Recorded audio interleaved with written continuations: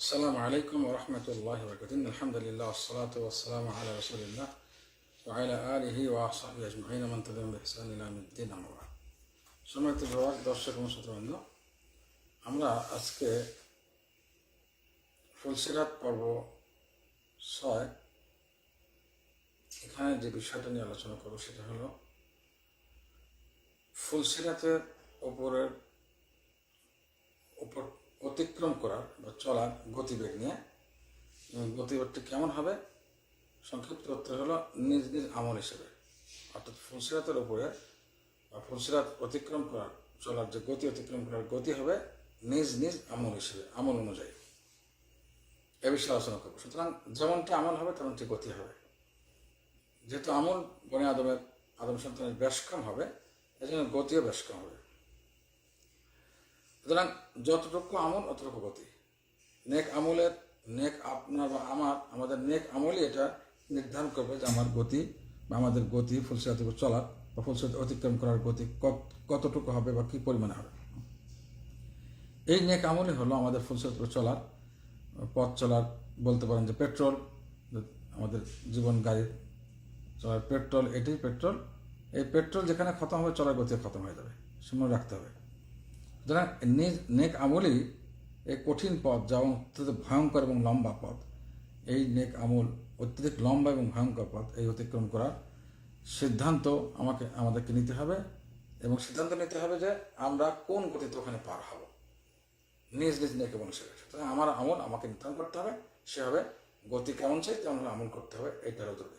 কত লম্বা এটা যেটা আমরা পাচ্ছি সে কারণে হাদিসটা সহি বলছে, তিরমিজির হাদিস, সহিহ তিরমিজির হাদিস। এইটার গতি হবে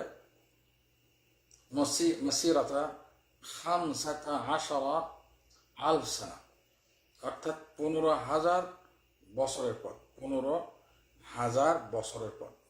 এটা 15,000 স্বাভাবিক মার্গ যেতে হলে স্বাভাবিকভাবে গেলে 15,000 বছর লাগবে। না হাওলা ওয়ালা কুওয়াতা ইল্লা বিল্লাহ, আল্লাহ তাআলা আমাদের মুক্তি কোনো উপায় নেই। এই 15,000 বছরের পথ অতিক্রম করতে হবে। গতি কেমন হওয়া উচিত?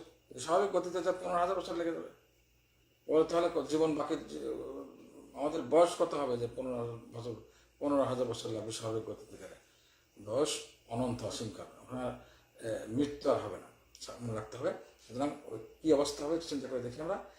এ ব্যাপারে একটা হাদিস নিচ্ছি, বিশুদ্ধ হাদিস। এই হাদিসটি হ্যাঁ,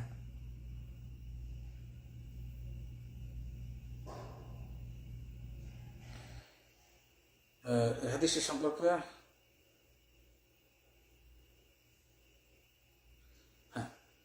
এই যে হাদিস বললাম 15,000 বছরের গতির হাদিস, এই হাদিসটি ইবনে আসকারী রাহিমাহুল্লাহ সহিহ বুখারীতে বলেছেন। ইবনে আসকারী রাহিমাহুল্লাহ এটা উল্লেখ করেছেন। আমি যেটা আগে বলেছি যে হাদিসটি সেটা মানে সে বলছেন না, এটা কথাটা সঠিক না, পরবর্তী হাদিস এটা। এই হাদিসটি 15,000 বছরের হাদিসটি যেটা, সে ইবনে আসকারী রাহিমাহুল্লাহ বুখারীর ব্যাখ্যা যেটা, সেখানে নিয়ে আসছেন ফাতুল বারীতে এবং উল্লেখ করেছেন ইবনে আসকারী রাহিমাহুল্লাহ, এবং বলেছেন সেটা এই কথাটি যে ইবনে আসকারী নিয়ে আসছেন এটা, কিন্তু হাদিসটি সহিহ না। কেউ কেউ 30,000 বছর বলে, এটা এসব বিষয়ে বর্ণনা পাচ্ছি না আমরা, কিন্তু 15,000 বর্ণনাটাও কিনা সহিহ না। এই হাদিসটাকে মুআদাল লা ইয়াসবুত বলছে যে হাদিস সহিহ না। যাই হোক, বিশাল পথ, কোনো সন্দেহ নেই কত বছর আল্লাহ ভালো জানেন। হাদিসটি যেহেতু সহিহ না, জন্য 15,000 নির্দিষ্ট করা যাচ্ছে না। যদিও এখানে ডক্টর নাঈম রাহিমাহুল্লাহ তার কিতাবে উল্লেখ করেছেন, কিন্তু হাদিস ইবনে আসকারী বলেছেন এটা সহিহ না, সেজন্য সনদটা বলে দিলাম। এবার আসি এই ব্যাপারে হাদিসটিকে গতিবেগ সম্পর্কে। ইবনে মাসউদ রাদিয়াল্লাহু তাআলা বর্ণনা এই হাদিসটি যেটা বললাম, এই হাদিসটি শেখ আলবানী তিরমিজিতে সহিহ বলেছেন 2526 নম্বর হাদিসে। সেটা কি গতিবেগ সম্পর্কে? তো রাসূলুল্লাহ সাল্লাল্লাহু আলাইহি ওয়াসাল্লাম বলেন, ইবনে মাসউদ রাদিয়াল্লাহু তাআলা বর্ণনা করেন, মহানবী সাল্লাল্লাহু আলাইহি ওয়াসাল্লাম বলেন যে মানুষ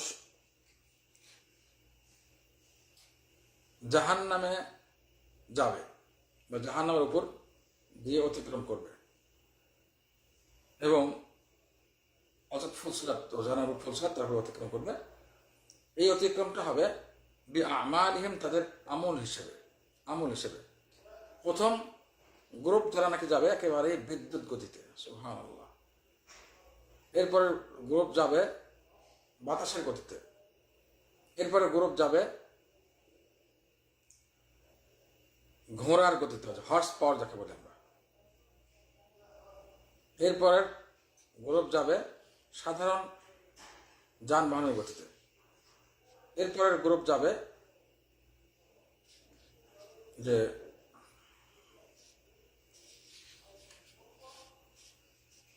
সাধারণ গতিতে যে যানবাহন চলে একেবারে সেই গতিতে। এরপরে যাবে হলো হেঁটে হেঁটে। এটা এই পর্যন্ত এখানে আসে। সুতরাং যত আমল যত বেশি হবে নেক আমল, তত বেশি গতিবৃদ্ধি হবে। যদি এজন্য যদি আমাকে ফুলসিরাতে নিরাপদভাবে পার করতে হয়, আমলের গতি বৃদ্ধি করতে হবে। মানুষের আমল হিসেবে গতি বেশ কম হবে। যত বেশি মর্যাদাশীল মানুষ হবে, আল্লাহর কাছে বেশি মর্যাদাশীল, তত বেশি গতি হবে, এবং যত বেশি অনেক আমল হবে তত বেশি গতি হবে।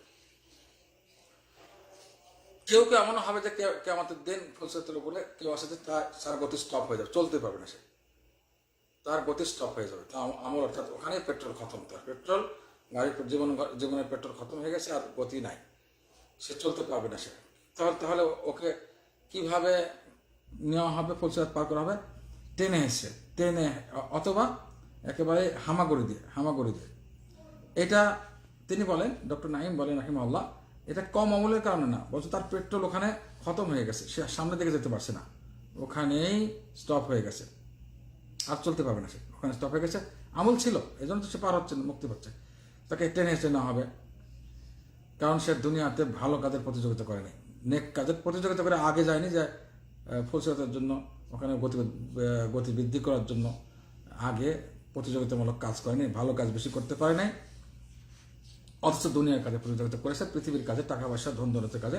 কার চেয়ে আগে যাবে, সে আগে বেড়েছে বা প্রতিযোগিতামূলকভাবে কাজ করেছে, কিন্তু আখিরাতের কাজে প্রতিযোগিতা করেনি। আল্লাহ তাআলা কোরআনে প্রতিযোগিতার কথা বলেছেন, সারিউ, তোমরা প্রতিযোগিতা করে আগে যাও মাগফিরাতের দিকে, জান্নাতের দিকে।